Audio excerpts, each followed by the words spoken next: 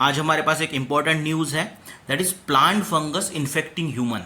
तो ऐसा एक फंगस है दैट इज कॉल्ड एज कोंड्रोस्टेरियम परपेरियम, जो जनरली प्लांट को इफेक्ट करता है, लेकिन इसने एक ह्यूमन बीइंग को इफेक्ट किया है। और ऐसा एक्चुअली केस कहाँ से आया है? इंडिया से। तो दुनिया का पहला केस कहाँ पे रिपोर्ट हुआ है? इंडिया से, दैट इज कोलकाता से एक्चुअली। ओके, तो इसके बारे में हम डिटेल इन्वेस्टिगेशन लेते हैं। ओके, तो ये जो फंगस है दैट इज कॉल्ड एज कोंड्रोस्टेरियम परपेरियम, ये जनरली प्लांट्स को अफेक्ट करता है। प्लांट में इसकी वजह से क्या होता है? सिल्वर लीफ डिसीज होता है। ओके, कुछ दिनों पहले एक्चुअली एक 61 ईयर्स ओल्ड मैन जो है, उनमें कुछ सिम्टम्स देखने को मिले, जैसे होर्स वॉइस, उसके बाद कफ, फटीग और स्वेलिंग में भी डिफिकल्टी हो रहा था। जब उनको एक्चुअली हॉस्पिटलाइज किया गया तो ऐसा पता चला कि उन्हें एक्चुअली फंगल इन्फेक्शन हुआ है। और वो फंगल इन्फेक्शन एक्चुअली फंगस कौन सा था? कोंड्रोस्टेरियम परपेरियम, जो जनरली प्लांट को अफेक्ट करता है, सिल्वर लीफ डिसीज। ओके, ये सिल्वर लीफ डिसीज इस तरीके से दिखाई देता है एक्चुअली प्लांट्स में। ओके, लेकिन ह्यूमन को ये अफेक्ट नहीं करता, यही हमारा जनरली आइडिया था। लेकिन अभी ये क्या हो रहा है? ह्यूमन बीइंग को भी अफेक्ट कर रहा है। तो शायद ये एक नया ट्रेंड हो सकता है और हमारे ह्यूमन हेल्थ के लिए एक नया थ्रेट हो सकता है। तो यहाँ पे देखिए कि एक्चुअली जो ग्लोबल वार्मिंग है, ये इसका कॉज हो सकता है, ऐसा साइंटिस्ट का कहना है। जो भी फंगस आपको मोस्टली पता है, जो फंगस होते हैं जनरली वो 12 degree Celsius to 30 degree Celsius में एक्चुअली सर्वाइव करते हैं। कुछ ही ऐसे एक्चुअली फंगस है एक्चुअली, ओके, जो थर्मोटॉलरेंट हो सकते हैं, मीन्स टेम्परेचर को विथस्टैंड कर सकते हैं, हाई टेम्परेचर को काउंटर कर सकते हैं।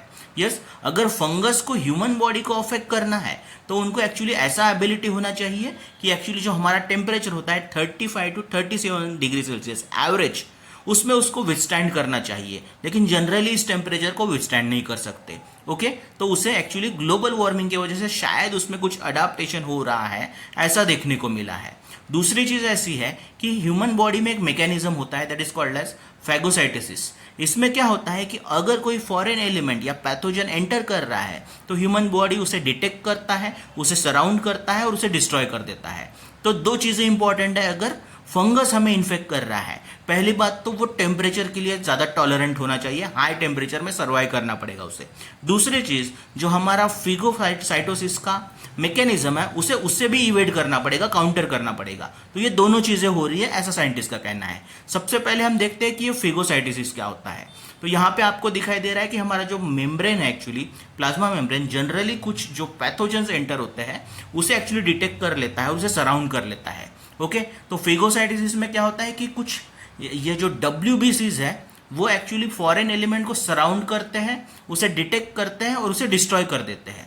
ओके, इस प्रोसेस में क्या होता है? इस प्रोसेस को जनरली सेल ईटिंग भी कहा जाता है।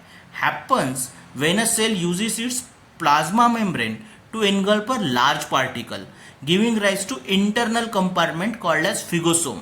फिगोसोम के बारे में भी इंफॉर्मेशन लेंगे। ओके, क्या हुआ यहाँ पे एक्चुअली कि जो एक्सटर्नल पैथोजन एंटर कर रहा है, ओके, यहाँ पे मैं एग्जांपल के बताता हूँ कि यहाँ पे एक पैथोजन एंटर कर रहा है, जनरली फिर उसे एक्चुअली बॉडी सराउंड कर लेता है पर्टिकुलर प्रोसेस से। ओके, और फिर एक्चुअली उसे सराउंड करने के बाद क्या फॉर्म हो रहा है? यहाँ पे एक्चुअली फिगोसोम फॉर्म हो रहा है। और उसके बाद एक्चुअली उसे क्या किया जाता है? उसे डिसॉल्व किया जाता है और ये जो डेब्रिज के फॉर्म में एक्चुअली बॉडी उसे एक्चुअली रिलीज भी कर देता है। तो ऐसा है, हमारे बॉडी में कुछ मैकेनिज्म होता है। तो यहाँ पे क्या हो रहा था? अभी तक फंगस को आइडेंटिफाई किया जा रहा था और उसे डिस्ट्रॉय किया जा रहा था। अभी इस मैकेनिज्म को फंगस क्या कर रहा है? एक्चुअली इवेड कर रहा है, काउंटर कर रहा है, उसे विथस्टैंड कर रहा है एक्चुअली। दूसरी चीज है वो टेम्परेचर को भी एक्चुअली क्या कर सकता है? यहाँ पे एक्चुअली विथस्टैंड कर रहा है हमारे बॉडी टेम्परेचर को। ओके, तो ये हमारे फिगोसाइटोसिस मैकेनिज्म को क्या कर रहा है? काउंटर कर रहा है, ऐसे देखने को मिला है। तभी जाके एक्चुअली वो हमें इन्फेक्ट कर सकता है। ओके, यस, ऐसा एक 2010 में एक्चुअली स्टडी भी पब्लिश हुआ था कि global warming will bring new fungal diseases for the mammals.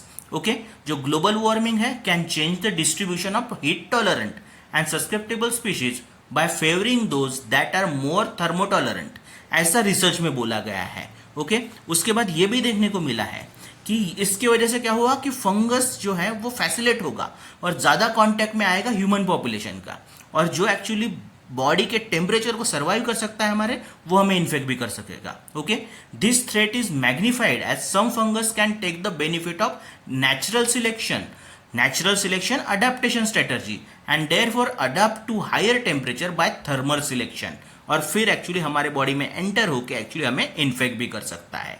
Okay, yes, fungal infection are expected to pose greater threat to human being in the year to come due to rising temperature caused by climate change.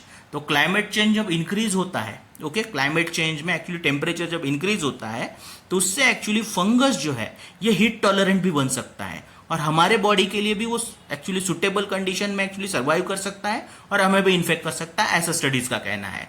तो ये हमारा overall topic था. Thanks for watching brainstorming.